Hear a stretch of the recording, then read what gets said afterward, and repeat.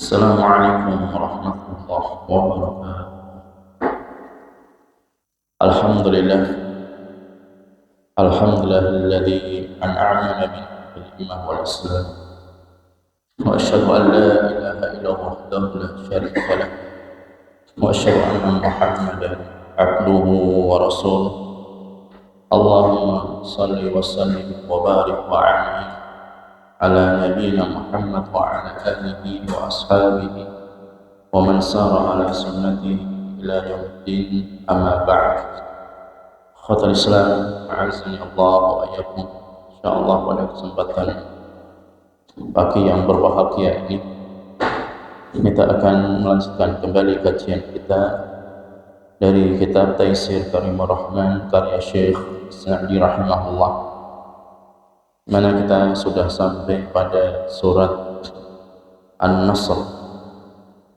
Sebelum kita membacakan tafsir di dalam surat An-Nasr ini, seperti biasa kita akan menyampaikan terlebih dahulu tentang asbab nuzulnya, sebab-sebab diturunkan surat An-Nasr. Surat An-Nasr ini, kata para ulama, nuzilat fi mansarafin Nabi sallallahu alaihi wasallam min ghazwati Hunain. Jadi sebab diturunkan surat An-Nasr, artinya pertolongan, ketika Nabi sallallahu alaihi wasallam selesai daripada peperangan perang Hunain.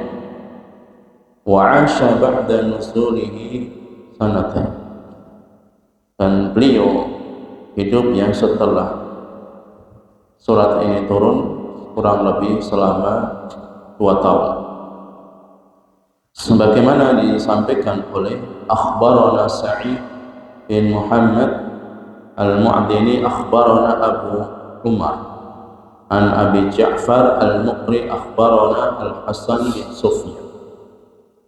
Hadis dari Abdullah ibn Salam telah menceritakan kepada kami Ishaq bin Abdullah bin Kaisar, qala, telah menyampaikan kepada kami Abi an Ikrimah, dari Ikrimah, dari Abdullah bin Abbas radhiyallahu anhum, qala lamma aqbala Rasulullah sallallahu alaihi wasallam min ghazwati Hunain, ketika Nabi sallallahu alaihi wasallam selesai peperangan pada perang Hunain. Wa anzalallahu ta'ala, kemudian Allah menurunkan surat ini, surat An-Nasr, diawali dengan idza jaa nasrullah, ketika telah datang pertolongan Allah, wal fath, al-fath artinya kemenangan. Kemudian Nabi sallallahu alaihi wasallam menyampaikan kepada sahabat Ali bin Abi Thalib radhiyallahu anhu, ya Ali ya bin Thalib wa ya Fatimah. Nabi menyampaikan kepada sahabat Ali dan kepada putri beliau Fatimah, qad jaa nasrullah, telah datang pertolongan Allah, wal fath, dan kemenangan. Wa idza ra'aitan nasa yadkhuluna fi dinillahi afwaj, jadi manusia masuk ke dalam agama Allah, ke agama Islam ini berbondong-bondong. Fasubhanallah, ya, fasubhana rabbi wa bihamdi wa astaghfiru innahu kana tawwab. Maka setelah ada pertolongan dari Allah, melihat banyaknya manusia masuk ke dalam Islam berbondong-bondong, maka Nabi sallallahu alaihi wasallam pun bertasbih, subhanallah, subhanallah. Kemudian Nabi sallallahu alaihi wasallam mengucapkan hamdalah, alhamdulillah, alhamdulillah. Kemudian Nabi sallallahu alaihi wasallam beristighfar, astaghfirullah, astaghfirullah.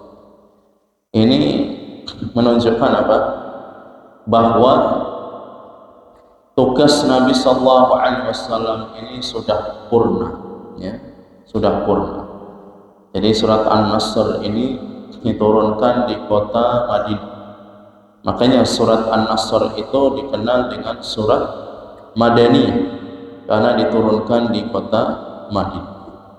Jadi inilah detik-detik ya, purna tugasnya Nabi Sallallahu Alaihi Wasallam ketika agama Islam ini sudah diterima di seluruh penjuru dunia. Pertolongan Allah sudah hadir, sudah ada di situ. Kemudian manusia pun berbondong-bondong di belahan penjuru dunia masuk ke dalam Islam, maka Allah Subhanahu wa taala menyampaikan sebagaimana Syekh Nasr As-Sa'di rahimahullah.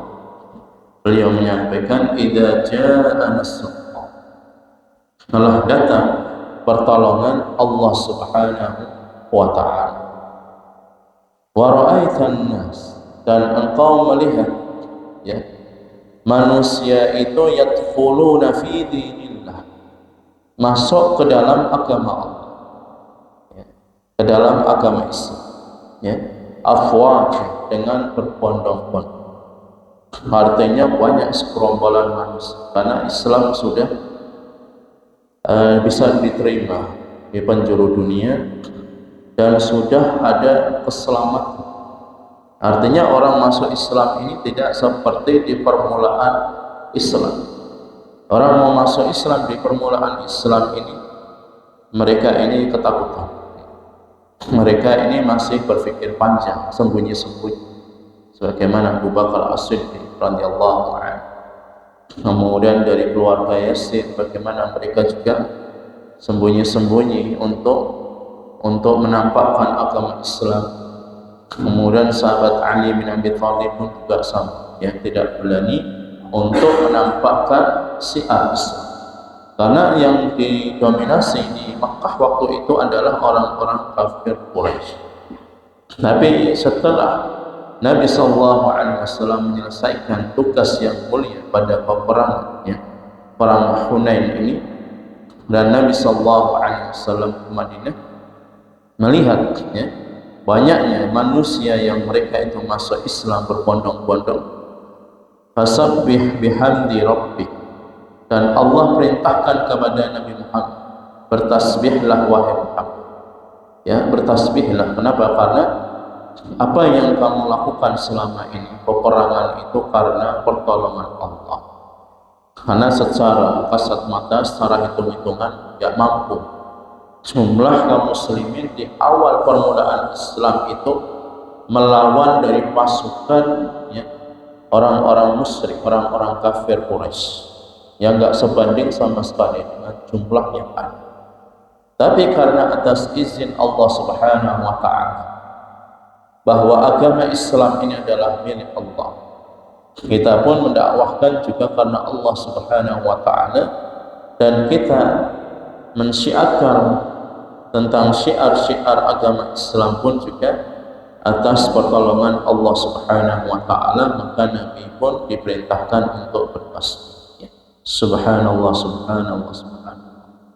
Kemudian bertahmid ya, alhamdulillah ya, alhamdulillah, alhamdulillah. Kemudian diperintahkan juga wastaghfir. Ini semuanya fi'il amr ya. Disuruh bertasbih, disuruh bertahmid, beristighfar ya. Kemudian kata Allah Subhanahu wa taala, innahu kana tawwab. Sesungguhnya Allah Subhanahu wa taala ini maha ya, pemberi taubat, menerima segala taubat dari Allah. Syekh As-Sa'di rahimahullah menjelaskan dalam ayat 1 sampai 3 ini, hadhihi surah Al-Karimah, surat yang mulia ini, basyaratun wa amrun li rasulihi inda khusuliha, memberikan kabar gembira kepada Nabi sallallahu alaihi wasallam dan memerintahkan kepada Nabi sallallahu alaihi wasallam ketika beliau ini sudah mendapatkan kemenangan. Wa isyarah, dan ini sebagai petunjuk ya, wa tanbih, dan juga sebagai peringatan ala ma yatarattab ala dzalik, yang sudah dilakukan oleh Nabi sallallahu alaihi wasallam, yang sudah mendapatkan kemudahan-kemudahan dari Allah Subhanahu wa taala, dan juga adanya kabar gembira ya. Wa hiyal basyarah bi nasrillah, kabar gembira di sini berupa pertolongan dari Allah Subhanahu wa taala. Dan ini berlaku sebagaimana dalam firman yang lain, in tansurullaha yansurkum wa yutsabbit aqdamakum. Kalau kalian ini menolong agama Allah, Allah yang akan menolong kalian. Makanya ketika kita ini berada di jalan Allah, tidak boleh kita ini setengah-setengah, separuh-separuh. Apa iya bisa ya, ingin membangun masjid dengan tidak punya modal, tidak punya ya aset sama sekali. Kemudian ingin bangun masjid. Kemudian ingin mendirikan pesantren, ingin mendirikan sekolah. Secara hitung-hitungan memang kita tidak mampu, ya, secara rasio tidak mampu. Tapi bagi Allah Subhanahu wa taala tidak ada kata tidak mampu. Begitu juga dengan dakwah. Dakwah adalah milik Allah. Bagi orang yang ingin berdakwah pun juga harus mengikuti apa yang diperintahkan Allah dan apa yang dilarang. Ya. Adapun manusia itu menerima atau menolaknya itu urusan Allah Subhanahu wa taala. Karena tugas kita adalah alaikal balagh. Tugas Nabi Muhammad juga menyampaikan. Ya. Bagi orang yang ingin mengikuti risalah Nabi sallallahu alaihi wasallam pun harus menyampaikan. Wa alainal balagh wa alainal hisab, dan Allah yang akan menghisab. Ya, Allah yang akan. Jadi kalau kita sudah berada di agama Allah, jalan di atas agama Allah, maka Allah yang akan mengatur.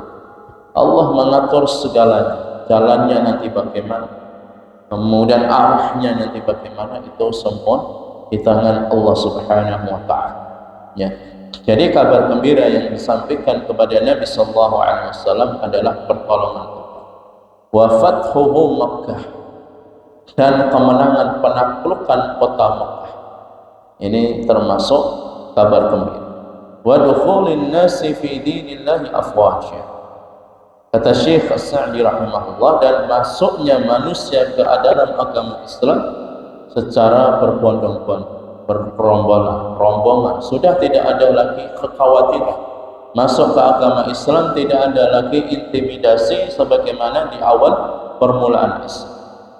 Bihaitsu yakunu katsirun minhum min ahlihi wa ansarihi ba'da an kanu min a'da'ihi. Sebagaimana kata Syekh Sa'di rahimahullah, beliau menjelaskan ketika di awal permulaan Islam banyaknya manusia yang mereka itu merasa khawatir, takut diintimidasi, diteror, ingin dibunuh, diusir dan lain sebagainya. Tapi setelah mereka ini banyak dari kerabat-kerabatnya, dari sahabatnya, dari keluarganya yang sudah masuk ke dalam agama Islam, maka mereka pun sudah tidak merasa takut lagi. Waqad waqa'a hadza al-mubashshar, dan ini benar-benar disampaikan kepada orang yang diberi kabar gembira.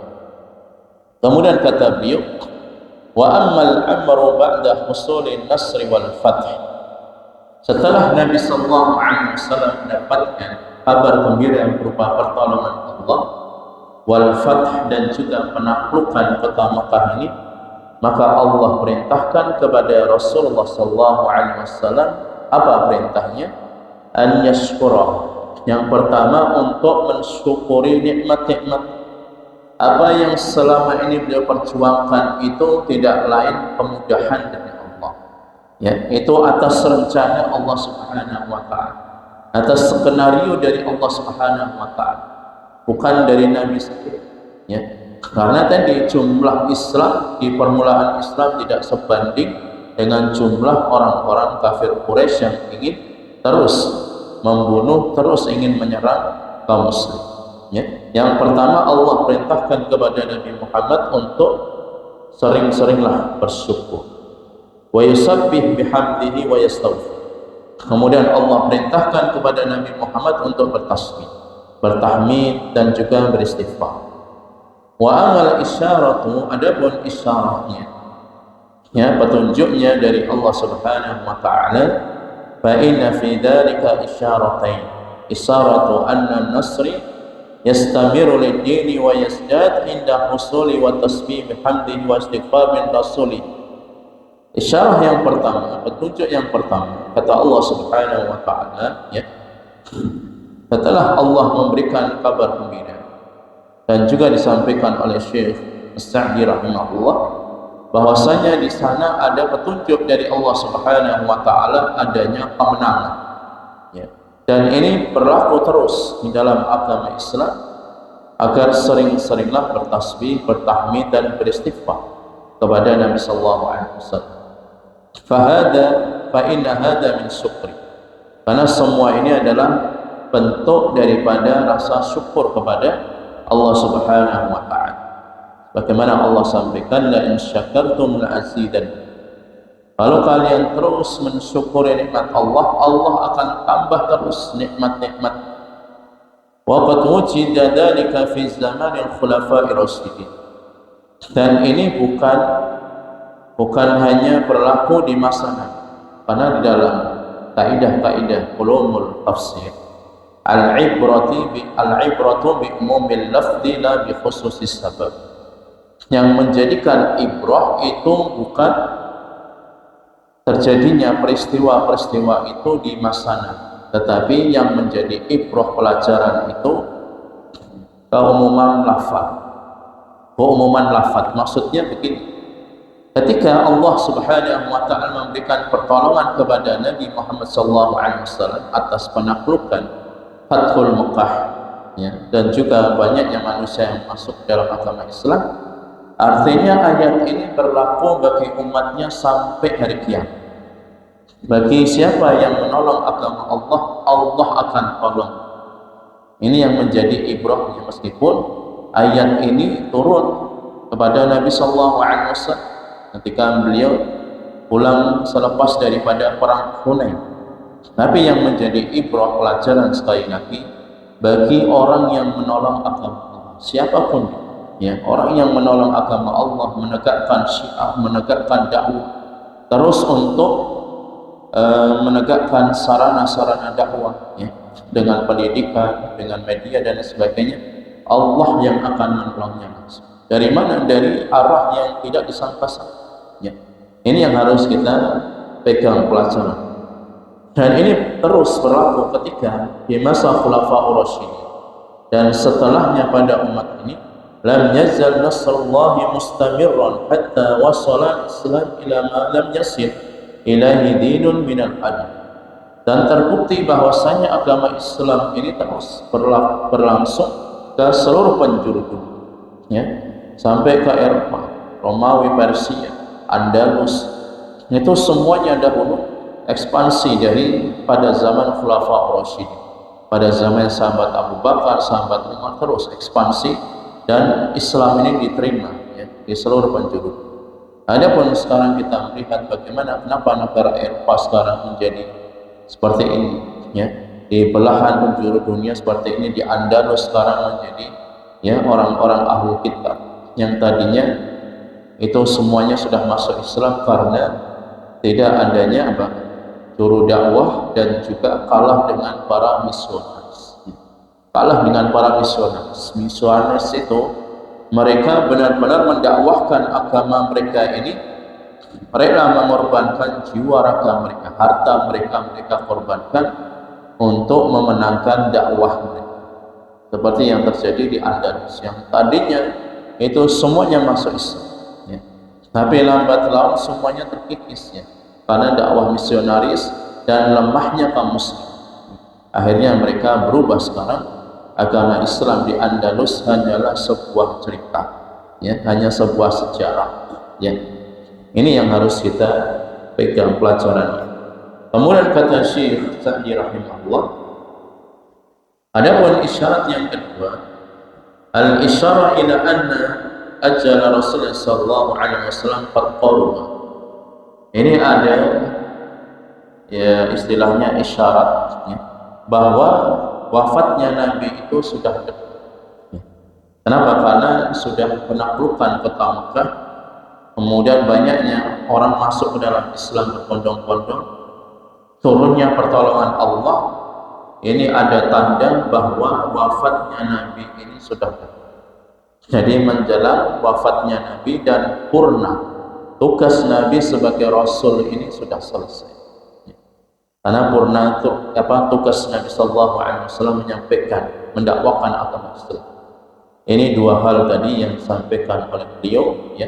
Wa wajhu dzalika anna umruhu umrun fadilun. Ini menunjukkan umur yang dimiliki oleh Nabi itu adalah memiliki waktu yang sangat mulia. Wa qad uhida anna al-umurul fadila tuhtamu bihal istighfar. Di saat Nabi Sallallahu Alaihi Wasallam ingin menutup waktunya, usianya, umurnya, maka diperintahkan untuk beristighfar. Ya. Jadi perbanyak istighfar orang yang sudah menjelang wafatnya, kemudian sudah usianya di atas 40 tahun, maka ini perbanyak istighfar. Kemudian wal istighfaru fi hadhihi al-hal isyarat ila anna ajaluhu qad intaha. Dan menunjukkan kondisi isyarat yang kedua ini, perbanyak istighfar berarti ajalnya pun sudah mendekat. Fal yasta'idda wa yata'ahhaya anil rabbahu wa yaqtamu umruhu bi afdali ma yajidu salawatullah wassalamu alaihi. Jadi ini menunjukkan juga dekatnya ajal beliau, dan beliau harus mempersiapkan pertemuan dengan Allah Subhanahu wa taala, dan beliau menutup usianya dengan amalan-amalan yang dicintai oleh Allah Subhanahu wa taala. Fakana sallallahu alaihi wasallam yata'awwal al-Qur'an wa yaqulu dzalika fi salatihi. Maka Nabi sallallahu alaihi wasallam terus membaca Al-Qur'an ini di salat-salat malam beliau, ya. Yakthuru an yaqula fi ruku'i was sujudi. Jadi beliau memanjangkan salat malam beliau ketika berdiri maupun dalam posisi sujud. Subhanallah, ya, Rabbana wa bihamdika Allahumma ighfirli. Terus beliau membaca doa ini ketika sujud, ya, dengan subhanaka Allahumma Rabbana wa bihamdika Allahumma ighfirli. Itu terus yang dibaca menjelang wafatnya Nabi sallallahu alaihi wasallam setelah diturunkan surat An-Nasr, menunjukkan purna tugas, ya, sebagai Rasul sudah selesai, karena ada beberapa indikasi pertolongan Allah sudah turun, banyaknya manusia yang masuk ke dalam agama Islam, sehingga itu intisari dalam surat An-Nasr. Bagi siapa saja yang menolong agama Allah, pasti Allah akan tolong dia, meskipun secara rasio akal manusia tidak bisa menjangkau dan tidak bisa diprediksi. Tapi itulah hakikat daripada iman kita kepada Allah Subhanahu wa taala, yang tidak bisa dipikirkan oleh manusia, tidak bisa dijangkau oleh manusia. Tetapi bagi Allah, innama amruhu idza arada syai'an an yaqula lahu kun fayakun. Ya. Kalau Allah sudah berkehendak dengan suatu perkara, maka Allah tinggal mengatakan kun fayakun, jadilah, pasti akan jadi. Ini yang harus kita pegang, janji Allah Subhanahu wa taala. Bagi siapa yang terus, ya, berjalan di jalan Allah, Allah akan memberikan pertolongan kepadanya, meskipun jumlahnya segelintir manusia, tetapi pertolongan Allah sangatlah besar bagi kita semua. Demikian ikhwatul Islam, a'azzani Allah wa iyyakum, yang bisa sampaikan.